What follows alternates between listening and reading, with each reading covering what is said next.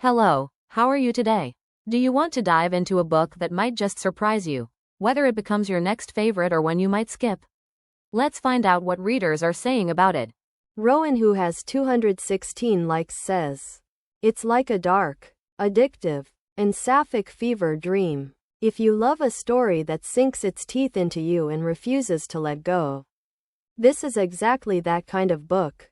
It's intoxicating, toxic, and beautifully haunting, a perfect mix of sapphic desire, obsession, and ruin wrapped in Schwab's lyrical prose that feels both dreamy and gut-wrenching all together. This book doesn't explore sapphic relationships, it devours them. The tension, the manipulation, the inescapable pull between the characters, it's the kind of love that is equal parts poison and oxygen. You know it's destructive. You know it's a bad idea. But the characters and me keep coming back for more. The relationship dynamics were raw, flawed, and painful. Every interaction felt like thin line between passion and destruction. If I could describe the writing, I'll say it's a lyrical nightmare in the best way. Especially since this was my first book by Schwab. The prose in this book is just gorgeous.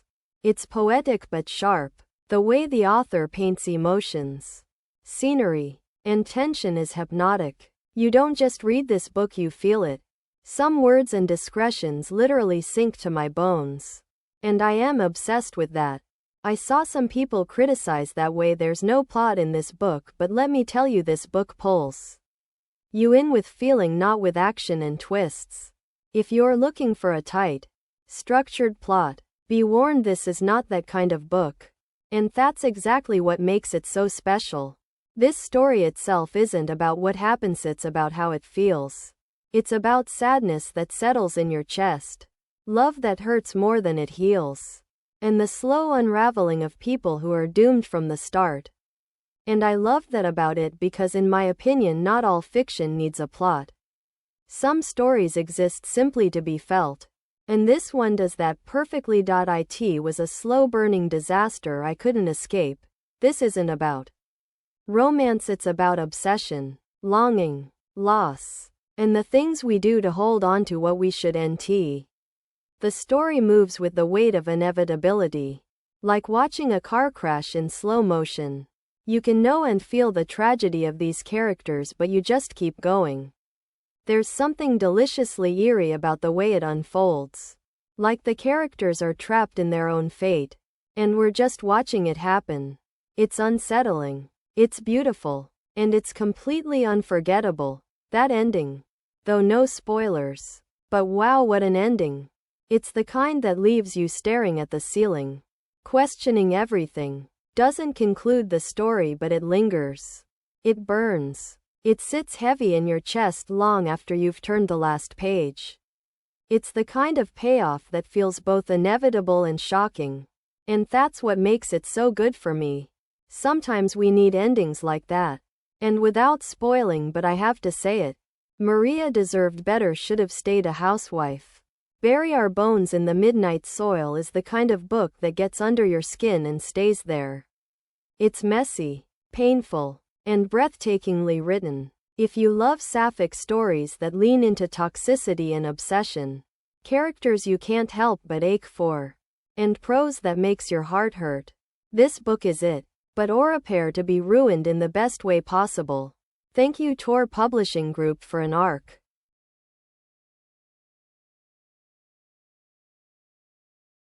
Maddie the Verse Vixen Onoff, who has 226 likes, says, "Where rot and roses coexist, a girl, a ghost, a vampire's kiss. There are books that bruise, books that don't love you back, but haunt you anyway. Bury Our Bones in the Midnight Soil is one of them. This book was beautiful in premise, bleeding with potential, drowning in shadowy metaphors and blood-soaked longing, but in execution, it teetered between gothic brilliance and indulgent decay. They promised me roses and rot. And I did get both, just not quite in the bloody bouquet I wanted. A modern gothic about hunger, love, and the cost of survival. So Bury Our Bones in the Midnight Soil is a lush, haunting meditation on what it means to be hungry for love, for freedom, for a life of one's own making, and the violence that can hide beneath beauty. Schwab uses the vampire myth to explore the ways in which women are forced to survive in a world that would rather see them tamed or buried, and the cost of claiming power in a world that punishes desire. The novel is both a love story and a horror story, a tale of found family and monstrous inheritance, a warning about the dangers of promises and the rot of immortality. It is also a story about grief, and the ways in which the dead shape the lives of the living. In the end, the novel refuses easy answers. There is no going back, no undoing what has been done, but there is always the possibility of a new story, a new life, a new hunger. The lesson is both brutal and hopeful. Survival is not the same as freedom, and the only way to break the cycle of violence is to write your own ending. This is not a vampire novel, it's a requiem, a ghost story of girlhood, of promises forged in blood, of hunger both physical and emotional. Schwab writes with the kind of prose that feels unearthed rather than written, lyrical, languid, laced with the smell of damp earth and grief. Every page reads like an open wound, beautiful, festering, the atmosphere gorgeously gothic. Think crumbling estates, blood-soaked mirrors, and girls whispering secrets through time. Every scene smells like rust, roses, and something feral. It's giving Gothic Lolita meets Crimson Peak. And I was seated, but like sometimes it felt like it was performing Gothicness rather than embodying it. A little too much lace, not enough blood. Characters: Mara Sabine, restless girl turned monster. Mara is a wild, red-haired girl from 16th century Spain, always too much, always too hungry. Her longing for more love, freedom, escape leads her to Sabine, a mysterious widow who is both healer and vampire. After surviving a violent marriage and deep betrayals, Mara kills her husband and his family, burns everything down, and becomes Sabine. Over centuries, she becomes both mentor and monster. Her love is possessive, her hunger insatiable. She's a woman who cannot be tamed, and yet she's destroyed by the very desires that once set her free. Charlotte Lottie, hungry heart, haunted soul. Charlotte Hastings is sent to London to be polished for marriage, but she wants more. She falls in love with Sabine, who gives her immortality, but at a cost. She tries to hold on to her humanity, but guilt and grief drown her. She becomes the very thing she feared, caught in a toxic cycle of love and violence, always trying to rewrite the ending but never quite breaking free. Alice, gentle soul, forced to survive. A Scottish girl at Harvard. Alice is grieving her sister, Catty, when she's turned by Sabine not for love, but to punish Charlotte. She wakes up starving, alone, and scared. Alice's story is survival in its rawest form. She's forced to kill the only people who could have offered her answers, Sabine and Charlotte, and walk away with nothing but hunger and the need to make something new of herself. Isabel, illegitimate daughter, secret companion. Isabel is Mara's maid and the Count's illegitimate child. Gentle and loyal, she's a soft presence in Mara's rigid world. Their friendship hints at something deeper but is crushed by patriarchy and violence. Her death is a reminder of how love and loyalty are never enough when power is at play. Anders' husband, oppressor, victim, a viscount who marries Mara for bloodlines and control. He's violent, entitled, and brutal. She kills him, and it's both a victory and a curse. Her first act of freedom, and the beginning of her monstrous rebirth. Hector, ancient mentor, poet of monsters, an old vampire who becomes Sabine's mentor. He teaches restraint, balance, and the rules of rot. Wise but flawed, his bond with Renata and Sabine is familial but messy. His death reminds us even monsters fade. Renata, feral lover, tragic companion. Renata is fire, playful, cruel, alive. She teaches Sabine pleasure, danger, and the edges of desire. Her death burned alive in a coffin marks the end of any softness in Sabine and the beginning of the rot. Giada mortal muse. Lost love. An Italian artist's muse and Charlotte's brief happiness. She represents everything Charlotte wants but can't have. Sabine kills her, like always, and that shatters what little hope Charlotte had left. Penny innocent victim. Forced companion. A New York bookseller and Charlotte's lover. Turned by Sabine just to hurt Charlotte. And ultimately killed by her so she wouldn't suffer. Penny's death marks the death of Charlotte's belief in love or peace. Ezra ancient survivor. Voice of reason. An old vampire running a Boston coffee shop. He's gentle, wise, and tired. He teaches Charlotte and Alice about survival without cruelty. A rare vampire who believes in something softer than hunger. Sabine and Lottie monsters make terrible lovers. Sabine is not a romantic heroine. She's a hunger, a vengeance, a godless ache in a corset. And Lottie, she is everything that breaks quietly. Their love is the root of this novel. Gnarled and tragic and bound by a promise too sacred to survive. It is not tender. It is not safe. It is obsession. And it's breathtaking. At first, but the novel lingers. Circles. Sabine remembers. Lottie decays. The promise breathes like a second skin but nothing moves. For all the agony and atmosphere, their story begins to collapse under its own weight. The ache becomes noise. The poetry becomes haze. And I wanted more story. More stakes. More than just longing stretched thin across centuries. Gothic to the bone, but was it enough? The plot is not so much a narrative as it is a ritual, cyclical. Obsessive. Drenched in guilt and decay. There's something poetic in that.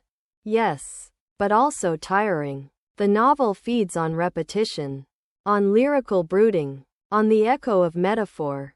But after a while, even roses lose their scent. What's the plot? They told us vampires were sexy. They forgot to mention the rot. This isn't your sparkly immortality fantasy.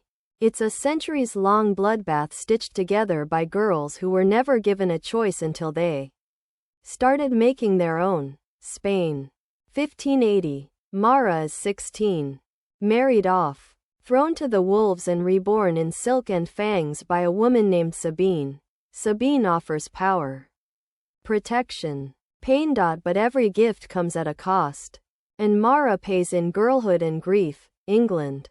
1800s. Lottie is tired. Tired of rules. Of corsets. Of men. Sabine offers freedom. Lottie says yes. And finds herself trapped in a mansion with a woman who's rotting from the inside and calling it love. But this isn't love. It's control. And Lottie is done being devoured. Now. Modern day. Alice is a Harvard girl with rage behind her eyes and nothing to lose. Sabine bites her. Turns her. Thinks she's made herself a new weapon. Bad idea. Because Alice, she's not here to play pet. She's here to burn the whole bloodline down. This book is not a love story. It's a curse. It's decay. It's women breaking the teeth of the things that tried to own them. They wanted docile. They got feral.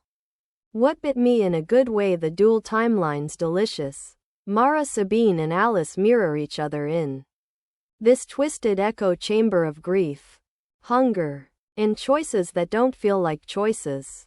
The generational haunt is real.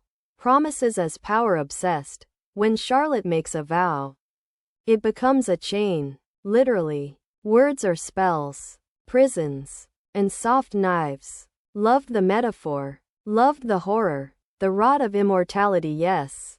Yes. Yes. This book gets that eternal life isn't sexy. It's lonely. It's losing everything soft inside you. Vampirism here is a slow moral erosion. And it made my bones hurt in the best way. What missed and dragged the pacing was embalmed. Some chapters dragged like wet velvet. I wanted the narrative to sink its teeth in instead. It sometimes politely nibbled. Gimme the bloodbath. Not the polite tea. Alice felt undercooked. She had the grief, the rage, the sister-shaped hole, and yet I still felt like I was watching her from a fogged mirror. I wanted to burn with her. Instead, I simmered. Too many metaphors. Not enough emotion. There were scenes where the prose got so poetic it drowned the punch. Roses. Rot. Ruin, yes. All the pretty words, but I needed more gut. Less aesthetic. More ache. The writing a blessing and a curse. Schwab's prose is undeniably gorgeous. She knows how to paint rot with elegance. How to make despair taste like wine. But sometimes, it felt like style swallowed substance. The metaphors came in waves. The emotion repeated itself. The pages became echoes rather than revelations. This novel feels like a spell, but spells can trap, not just enchant. Plot devices, dual timelines, mirrored lives past Mara Sabine and present Alice echo each other. Patterns of hunger, violence, and doomed love repeat across centuries. Promises as chains, vows have magical weight. Charlotte's promise not to hurt Sabine binds her, turning love into a cage. The rot of immortality, living forever, erodes the soul.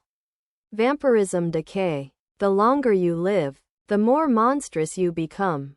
The rope between sisters. Alice's grief for her sister Catty tethers her. Choices, a metaphorical rope pulling her through rage and revenge. Predator versus prey. The climax plays like a vicious game. Compulsion. Poison. Betrayal, with hunter becoming hunted. Foreshadowing recursion. Roses. Teeth. Hunger symbols repeat. Every generation faces the same brutal questions. What are you willing to do to be free? To be a woman is to hunger. To survive is to become a myth. Verdict, rotting beauty. This book is a fever dream, a haunted lullaby sung beneath the soil. It drips with gothic elegance and aches with female rage. But it also gets lost in its own reflection. Too obsessed with the poetry of its pain to deliver a fully satisfying narrative. I wanted more story. Less reiteration. More climax. More evolution. More fear. But still something about it lingers. A rose bloomed in the dark. Its petals were soft. Its teeth were sharp. I just wish it had bitten deeper. I didn't love this book. But I didn't walk away untouched either. It's a novel made of hunger and ghosts. Of women who loved too much and lived too little. Of promises that bloom even as they decay. Elizabeth, plant-based bride who has 77 likes, says. A quick disclaimer before diving in: I am not much of a vampire fan. I've occasionally enjoyed books that explore them in unique ways. But I tend to lose interest quickly regarding the figuring out the rules phase of vampirehood. That trope has been done so many times. And I felt frustrated the first time it appeared in this book. Only to then watch two more characters go through the exact same discovery process. The shock at not being able to go out in the sun. The horror of craving blood. It's not compelling anymore on its own. If authors want to revisit this, they need to offer something more to keep it fresh. Rich character development, beautiful and poetic prose, or a strong thematic integration. Unfortunately, I didn't feel this novel delivered any of those things effectively enough to justify revisiting the trope not once, but 3 times. Maria, one of the protagonists, is deeply unlikable, and not in a fun, complex way. She's painted as not like other girls. Red-haired and beautiful, bristling at gender roles in ways that feel cliché rather than compelling. I briefly hoped that her queerness might add some interesting dimension. But my hope faded quickly. She ended up as a bundle of tired tropes rather than a fully realized character. And was insufferable to boot. Alice, on the other hand, I found genuinely intriguing. Her backstory was layered, her personality distinctive, and her circumstances compelling. I loved her chapters and found myself gritting my teeth through Maria's, just waiting to get back to Alice's perspective. In the first half of the novel, the POVs felt reasonably balanced.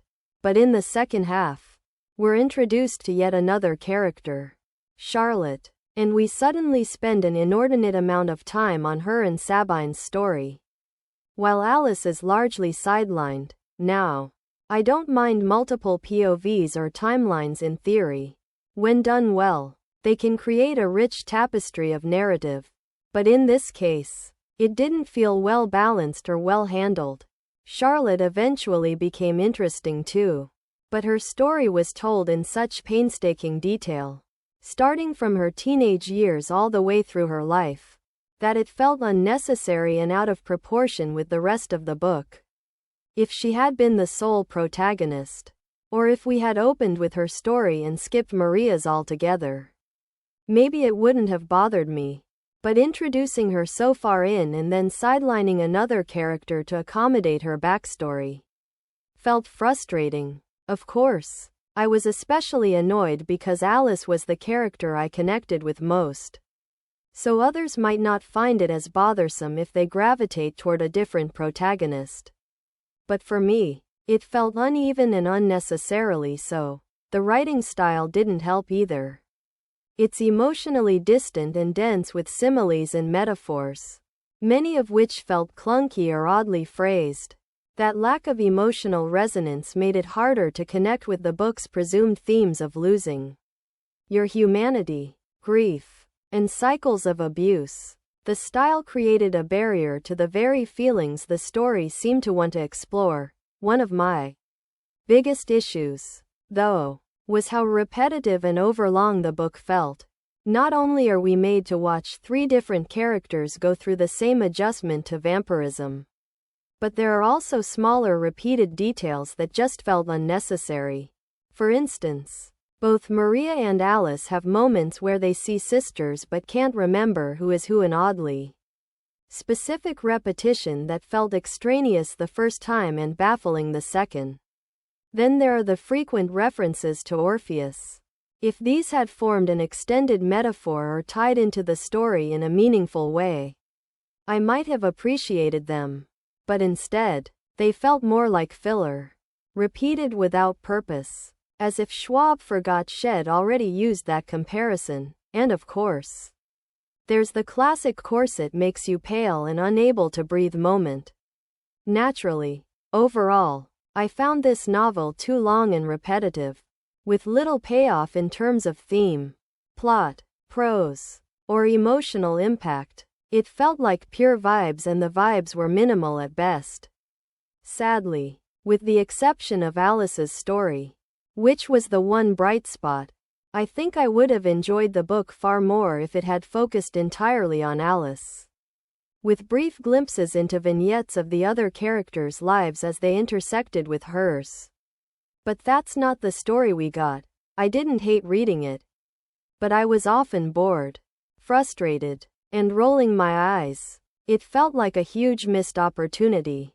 I know this review sounds harsh, but it felt like hundreds of pages of padding around the core of a story with real potential.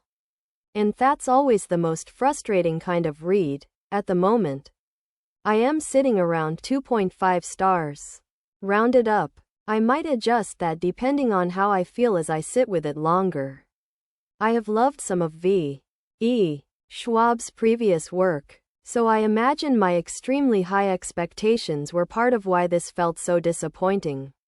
It does seem that others have enjoyed this far more than I did, and I am glad for them. Representation: lesbian MCs, gay and bisexual secondary characters of color, trigger content warnings, loss of parents, animal cruelty, animal death, sexual assault, murder, blood, drinking, internalized homophobia, lesbophobia, emotional abuse, suicide. You can find me on YouTube, Instagram, TikTok. You can join our book club over on Patreon, PBB Book Club. Thank you to NetGalley and the publisher for the ARC.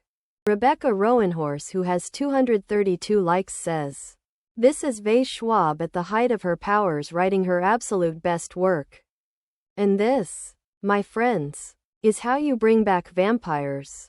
Sexy, flawed, dangerous, and absolutely vicious. See what I did there? The characters are enthralling. The story structure is very smart and keeps the pacing brisk. The timeline spans centuries and continents and cultures. And somehow Schwab makes it all sing. I stayed up reading until the wee hours, desperate to find out how all the characters were connected and how it would all play out. I always say that yes, I am an author, but I am a reader first. This one reminded me of what a joy that is. Perfection. I received an ARC which in no way impacted my honest review. Feruz, who has 148 likes, says, "Bury Our Bones in the Midnight Soil" by V. E. Schwab. A stunning aesthetic drenched in emptiness. I am so F.C. King disappointed. This was my first V. E. Schwab book and I truly wanted to love it like I was ready to have my soul ripped out, to be haunted, to feel something. But instead I got 18 hours of vibes and repetition. Queer romance, FF vampire mythos, multiple timelines, female rage, revenge, gothic atmosphere. Interwoven narratives, the premise so cool. Toxic lesbian vampires, different timelines, female rage and revenge. Sign me up. And yeah, the first few chapters got me hyped. There was an atmosphere, a tone, a promise of something sharp and devastating. But that promise broken. The plot doesn't exist. It's all gorgeous language, pretty metaphors, moody settings, and then nothing. It felt like being led down a beautiful path only to find it loops back in circles. Every chapter sounded poetic and profound, but dig deeper and there's just nothing there. The characters blurred together, 3 women, centuries apart, but their voices practically identical. Mara had the most potential, but even she got swallowed by the vagueness of it all. And don't get me started on the ending. It was so underwhelming. I thought my audiobook skipped something. No tension, no payoff, just a quiet whimper of a finish. Also 18 hours, that's nearly a full day of roses in midnight soil and foxed pages and aching metaphors. My ears are still recovering from the sheer volume of repetition. I am sorry, but not everything needs to be drenched in aesthetic prose. The only good thing, the writing is technically beautiful, and the narrators gave their all. But that's like saying the gift wrap is stunning while the box inside is empty. Final thoughts. IFU. Want vibes and vibes only? Sure, but if you're looking for plot, momentum, or characters who actually feel distinct and real, look elsewhere. This was all glitter, no gold. Bury Our Bones tried to be lyrical and haunting but just ended up lost in its own prettiness. I expected to bleed with this book. Instead, I just bled from boredom.